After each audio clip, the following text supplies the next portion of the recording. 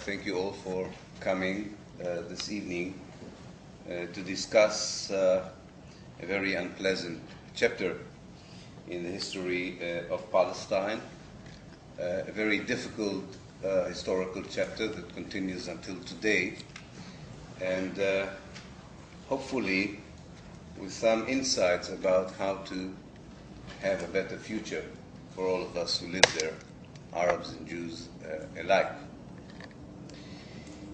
I would like to start by the way I start the book and talk about a certain building that does not exist anymore in the city of Tel Aviv, which was called at the time the Red Building.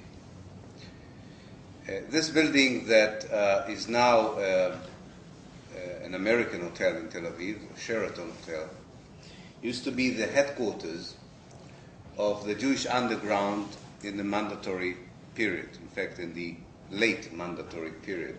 Britain, the mandatory period in Palestine was between 1918 and 1948, when Britain ruled Palestine. And this particular building, in the last 3 years of the British mandate, between 1945 to 1948, hosted the headquarters of the main Jewish underground, called in Hebrew the Haganah, literally meaning defense. It was called the Red Building because it was previously, before it turned into a headquarters of a military organization, it was the headquarters of the Jewish trade union movement in Palestine, which saw itself as part of the international socialist organizations, and the Red House was meant to represent the socialist color, if you want, of that very particular building. Some people who are survivors from the period even claim that at least one part of the house was painted in red, which is another explanation why the house was called the Red House.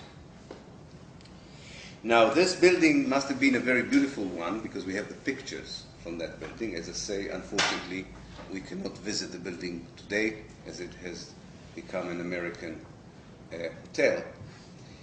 In this building,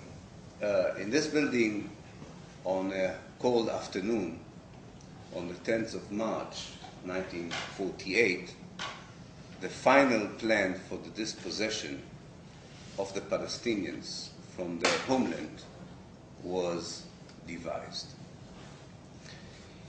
We don't have the minutes from that meeting, and it's not surprising. If you look at other cases in history where a group of leaders or politicians contemplated something which they would knew was problematic morally or politically, especially in modern times, when people were aware that there would be archives, media, and public interest, people tended not to write down such decisions. And the case of the ethnic cleansing of Palestine in 1948 is not different. So we don't have the minutes from that meeting. But we do have the documents that the meeting produced.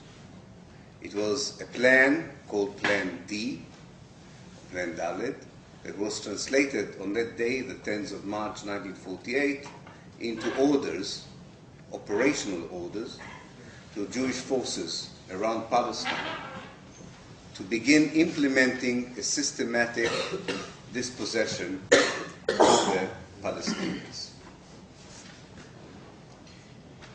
The way I reconstructed that meeting is something you will have to read in the book. I won't elaborate on it now. But it was a kind of a detective work.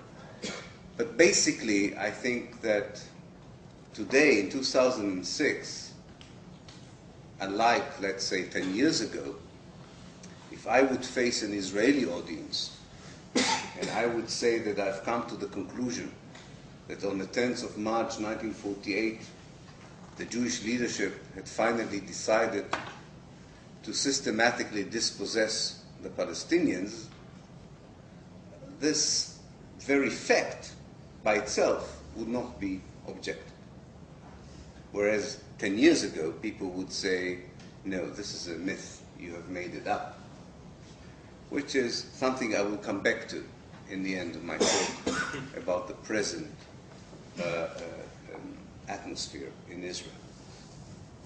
So going back to that date in history, the 10th of March 1948, it's actually a date in which a certain ideological process culminates and matures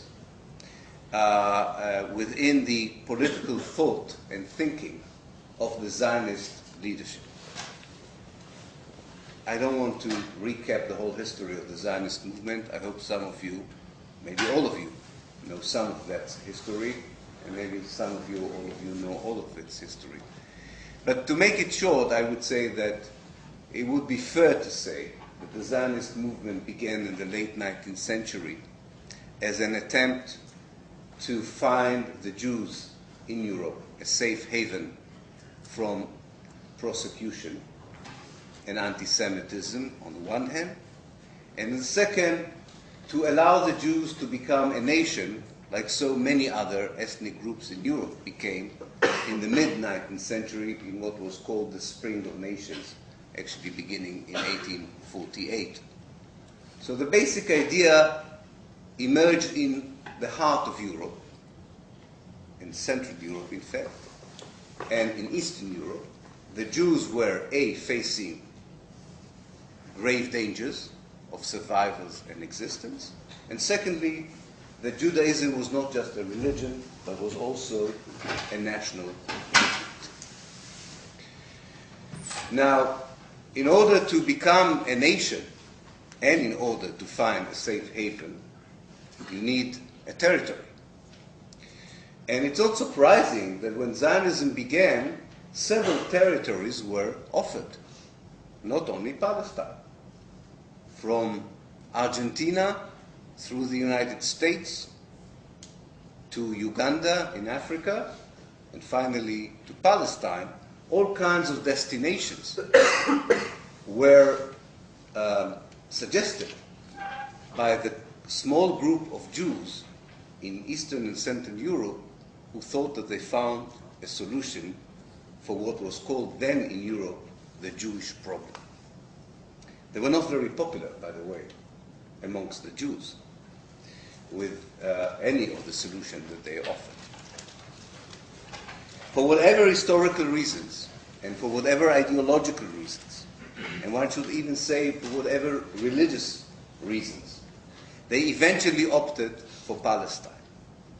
And here, the moral story of Zionism that began as a reasonable chapter in the history of a group that was victimized in Europe throughout the centuries, becomes a simple story of colonialism.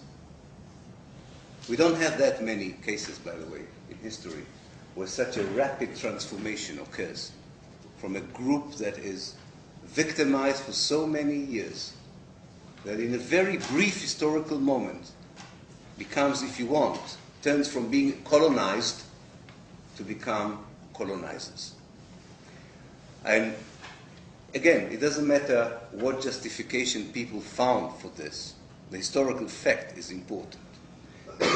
The moment Zionism or the Jewish national movement focused on Palestine as the place that would offer the two solutions to the two problems, the danger of Jewish annihilation in Europe on the one hand, and the need of the Jews to be a nation like all the other nations on the other, the moment Palestine was chosen as the venue, as the territory for these two solutions, the Zionist project became became a colonialist project.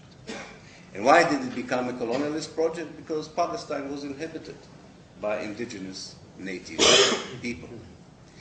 And that particular date I was mentioning, the 10th of March 1948, ended a long process, and we should realize it was a long process, of Zionist thinking and debating that starts in 1882 when the first Zionist settlers set foot in Palestine.